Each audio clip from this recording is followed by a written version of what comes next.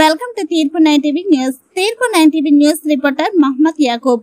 ముగిసిన రియాజ్ కథ. కానిస్టేబుల్ హత్య కేసులో కీలక పరిణామం. 60కి పైగా రియాజ్ పై గతంలో కేసులు.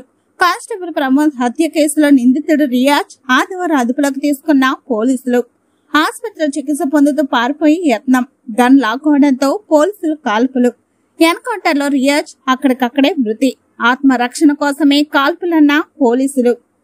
రియాజ్ పై 60కి పైగా బైక్ చోరీ, చైన్ స్నాచింగ్ కేసులున్నాయి. కాగా శుక్రవారం కానిస్టేబుల్ ప్రమోద్ ఇతన్ని పట్టుకుని బైక్ పై తీసుకెళ్తుండగా కత్తితో పొడిచి చంపి పారిపోయాడు. దీంతో పోలీసులు నిన్న సారంగపూర్ వద్ద రియాజ్ ను అరెస్ట్ చేశారు. ఈ క్రమంలో గాయాలు కాగా ప్రభుత్వ ఆసుపత్రికి తరలించారు. అక్కడ చికిత్స పొందుతూ గన్ లాక్కొని పారిపోతుండగా ఎన్కౌంటర్ లో చనిపోయాడు. వివరాల్లోకి వెళ్తే పోలీసుల కథనం ప్రకారం చికిత్స నిమిత్తం ఆసుపత్రిలో ఉన్న రియాజ్ ను సోమవారం ఉదయం ఎక్స్రే కోసం తీసుకువెళ్తున్నారు.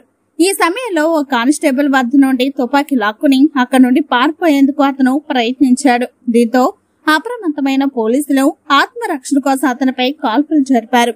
ఈ కాల్పుల్లో రియాజ్ అక్కడికక్కడే మరణించినట్లు అధికారులు వెల్లడించారు. 3 రోజుల క్రితం కానిస్టేబుల్ ప్రమోద్ ను దారుణంగా హత్య చేసిన రియాజ్ కోసం పోలీసులు తీవ్రంగా గాలించారు. ఎట్టకేలకు ఆదివారం సారంగపూర్ అటవీ ప్రాంతంలోని ఓ లారీలో అతను దాక్కున్నట్లు సమాచారం అందడంతో పోలీసులు అతన్ని చుట్టుముట్టారు. పోలీసుల నుండి తప్పించుకునేందుకు సమీపంలోని కాలువలోకి దూకినప్పటికీ ఓ యువకుడి సహాయంతో అతన్ని అదుపులోకి తీసుకున్నారు. ఈ క్రమంలో జరిగిన ఘర్షణలో గాయపడడంతో రియాజ్ ను ఆసుపత్రికి తరలించి చికిత్స అందిస్తున్నారు. వాస్తవానికి రియాజ్ ను అరెస్ట్ చేసినప్పుడే ఎన్కౌంటర్ జరిగిందంటూ ప్రచారం జరిగింది. అయితే దీనిని నిజామాబాద్ సిపి ఖండించారు. అరెస్టు సమయంలో సంయమనం పాటించామని, కానీ ఇప్పుడు ఏకంగా ఆయుధంతో దాడికి ప్రయత్నించడంతో కాల్పులు జరపాల్సి వచ్చిందని ఆయన స్పష్టం చేశారు. కాగా కొద్ది రోజుల క్రితం రియాజ్ ను బైక్ పై పోలీస్ స్టేషన్ కు తరలిస్తుండగా అతను తన వద్ద ఉన్న కత్తితో కానిస్టేబుల్ ప్రమోద్ పై దాడి చేసి పరారైన విషయం తెలిసిందే. ఈ ఘటన పోలీస్ వర్గాల్లో తీవ్ర కలకలం రేపింది.